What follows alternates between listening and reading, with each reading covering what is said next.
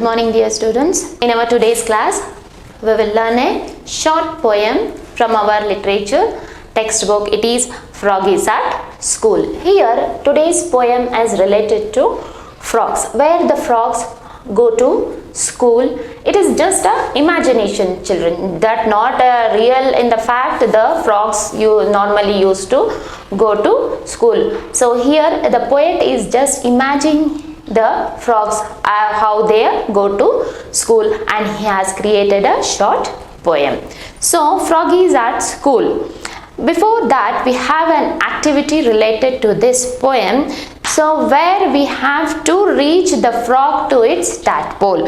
Tadpole means the baby frog. The babies of the frog, we call it as tadpole. So here what happened, see, walk, beak, meow are the different words which are being given, but they are not related to frog. Okay, bark, doesn't frog bark or meow, or it walk, or it has a beak? No.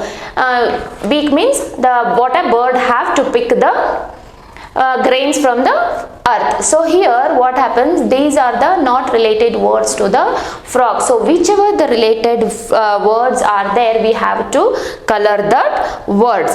Cub and calf. Cub and calf is also not related to frog. Okay, cub is a baby young ones of a lion. Okay, and calf is a young one of a cow. But here tadpole, hop and croc are related to frog. How? Let me tell. Tadpole, as I have informed you that tadpole is a baby young one of a frog. Then hop, the way how the frogs jump, it's called a hop. And croak is a sound which is made by frog. Okay, these are the three words which are related to the frog. So what you have to do, tadpole, hop and croak, you have to color these three leaves. Other leaves, walk, beak, meow, bark, calf, cub, they are not related to frog, so you have not to color it. Only tadpole, hop and croak you have to color it, because they are related to frog. Next, let me read the poem, children. You please just go on it. 20 froggies went to school down beside a rushy pool.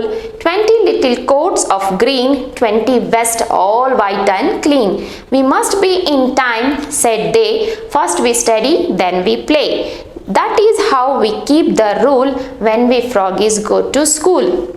Master Froggy, grave and stern, called the classes in their turn, taught them how to nobly strive, likewise how to leap and dive. So here these froggies are going to school. 20 froggies are going to school. Where is their school? It is near a pool. It is down to the rushy pool full of plants which grow near the water. You have seen beside a pond or a river, there will be more plants being grown over there. So these froggies, 20 froggies, they are going to school, and their school is down to the pool where a more number of plants and trees are being grown. 20 little coats of green, 20 vests all white and clean. So here the skin color of the frog, how it is green in color. So the poet is describing the frogs as they are wearing a school coats. Okay,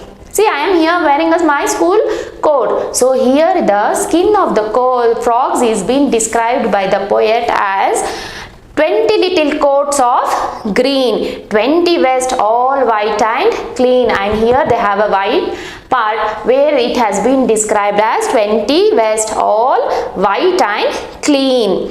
We must be in time, said they. So these 20 froggies, they are going to school. Yes, they are going to school. They are neatly green color dressed, and they are white vest and they are clean. What their rule is, they should be in time. How they go to the school? They go to school on time. We must be on time is the rule what these froggies used to follow. First we study, then we play. So these froggies, what they do? They used to study. they read, whatever the school thinks is that, first they finish, then they go to play. First we study, then we play. This is how we keep the rule. The rule itself they have made for themselves is, first we are going to study, then we are going to play. When we Froggies go to school, whenever we go to school, we follow this type of a rule. Master Froggy, grave and stern. So here they have a teacher also. What type of teacher it is? He is very strict and serious. Master Froggy, grave and stern. He is serious and he is very good in his rules. He is very strictly following the rules. The master is very strict. Called the lessons, called the classes in their turn. So what he used to take all the classes during its perfect time.